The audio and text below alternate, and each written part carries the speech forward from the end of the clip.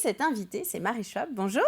Bonjour. Vous êtes agricultrice du côté de Chantonnay, enfin de Saint-Marc-des-Prés même, mais on dit Chantonnay maintenant, la ferme Ursule, et nous vous avons proposé de venir sur le plateau parce que demain soir, vous allez être confronté au grand public, vous allez témoigner de votre métier. Vous pensez que c'est nécessaire aujourd'hui justement de donner un coup de projecteur sur les femmes dans l'agriculture ? Ah oui, pour moi, c'est très important.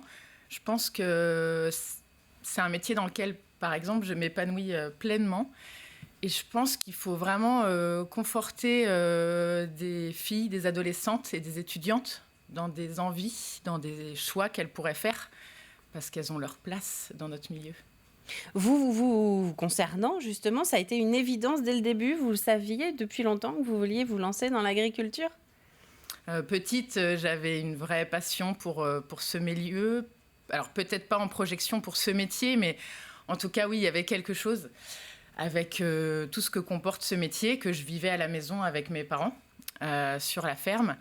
Voilà, plus tard, j'ai pu confirmer ça petit à petit dans mes orientations scolaires. Alors justement, les premiers à qui on en parle en général du métier qu'on veut faire quand on est plus grand, c'est ses parents, c'est l'entourage, c'est à l'école aussi. Quand vous avez commencé à en parler, tout le monde a été partant et motivé par votre idée justement de faire comme la génération d'avant vous ? Alors moi, j'ai eu cette chance d'avoir cette liberté, vraiment. C'est-à-dire que mes parents, malgré que ce soit leur ferme, qui partageait d'ailleurs avec un collègue, j'ai pas senti un poids ou une pression. J'étais dans une fratrie, on est 3 sœurs, mais j'ai jamais senti une sorte de pression qu'ils auraient pu me mettre, malgré mes envies de ce métier, malgré le fait que je travaillais beaucoup sur la ferme, que je les aidais. Donc j'ai pu faire mon petit chemin petit à petit, et puis après confirmer, quand j'étais un peu plus vieille, mes envies de revenir sur la ferme que je partageais du coup avec mon compagnon, et de quelque part créer un peu cette surprise pour moi petit à petit, quoi. Quand on regarde mon métier aujourd'hui, mon parcours, on aurait pu croire effectivement que tout était un peu prédestiné, préécrit, et c'est pas tout à fait comme ça que je l'ai vécu, et je trouve que c'est bien. Et pendant tout ce parcours de formation, vous avez été confronté parfois à des remarques ou à des critiques un peu sexistes ? Oui, c'est vrai que c'est un métier masculin. C'est aussi ce qui me plaît. J'aime bien ces métiers-là où on est plutôt dans une ambiance saine avec les hommes parfois. C'est vrai que dans mon parcours, parfois, dans une fois ou deux, je me souviens dans des demandes de stage où le fait que je sois une femme, ça m'a pas toujours aidée. Mais bon, j'ai l'avantage d'avoir un peu de tempérament, d'avoir pu m'exprimer et m'affirmer et d'avoir pu faire ma place. Ouais. Et par rapport à votre maman aussi, peut-être, ça a dû quand même évoluer, non ?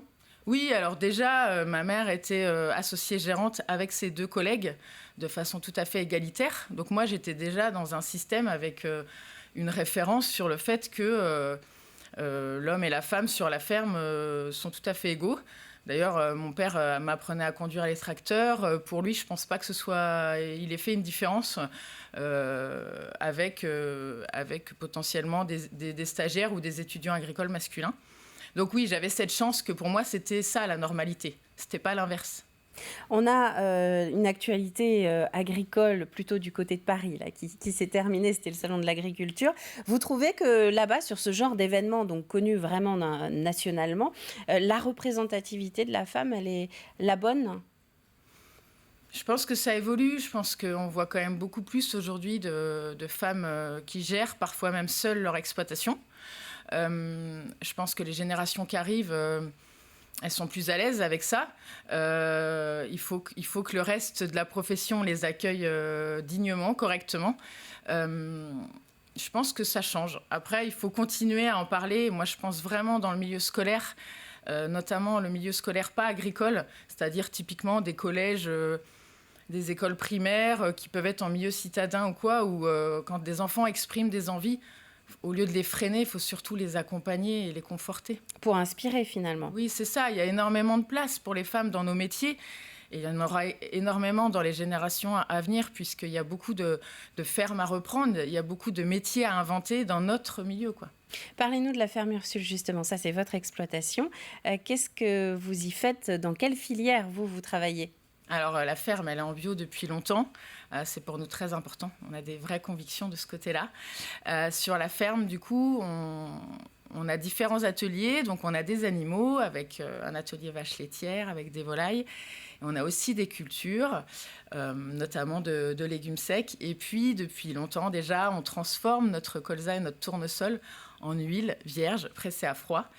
Voilà, c'est un sujet qui me tient d'autant plus à cœur que c'est l'atelier dont je m'occupe. Et ça, c'est quelque chose que vous commercialisez en vente directe ou dans des points de vente bien identifiés autour de vous ? Alors, nos huiles, elles sont commercialisées partout en Vendée et même hors département. Donc, dans les magasins bio, dans les restaurants scolaires, collectifs, mais aussi dans la restauration privée. Voilà, donc il y a aussi ce côté-là du métier, la commercialisation. Je vends aussi un peu aux particuliers. Et c'est une dimension du métier qui me plaît aussi beaucoup, quoi. Et c'est très complet. On va terminer en évoquant quand même le CPE, donc, qui organise demain soir cette réunion. C'est un nouvel épisode d'un cycle, en fait, avec une soirée par mois qui est organisée du côté de Sèvremont, les campus du Bocage. L'idée, c'est demain soir diffusion d'un film sur les femmes en agriculture et ensuite, donc, témoignage. Vous, vos liens avec le CPE, justement, vous me disiez hors caméra que vous les connaissez bien et que vous partagez les valeurs, c'est ça ? Oui, c'est une association qui est très dynamique sur le territoire pour faire de l'éducation à l'environnement, sujet qui nous est très sensible. Et puis, on a eu, durant notre jeune carrière, l'occasion de travailler plusieurs fois avec eux, notamment pour la plantation, un projet de plantation d'arbres sur notre ferme où ils nous ont accompagnés. Et voilà, donc je pense que même dans l'avenir, on aura différents projets avec eux. Ouais. Donc ça fait partie des acteurs qui comptent dans le milieu agricole, en tout cas pour vous. Oui, ils sont très dynamiques et ils sont précurseurs sur certains sujets. Et ils font bien le pan entre le milieu agricole, le grand public. Toutes leurs actions, elles vont dans ce sens-là et c'est très, très important. Vous en attendez quoi, vous, de la soirée de demain ? Des échanges. C'est toujours riche de pouvoir échanger, et surtout que je ne suis pas la seule témoignante. Au contraire, du coup, il y a d'autres témoignantes qui ont sûrement des parcours très différents. Donc, je trouve ça intéressant de pouvoir échanger. Dans la salle, il y aura sûrement aussi des gens qui auront des témoignages intéressants. Voilà, c'est toujours très riche de partager ce genre de soirée avec tout ce petit monde. Effectivement, des témoignages de plusieurs générations aussi de femmes agricultrices. L'occasion aussi de parler de la retraite, qui est un dossier qui a été évoqué il y a quelques temps pour les femmes agricultrices. Marie Schwab, merci. Je vais vous redire bonjour. Et on était reparti pour 8 minutes.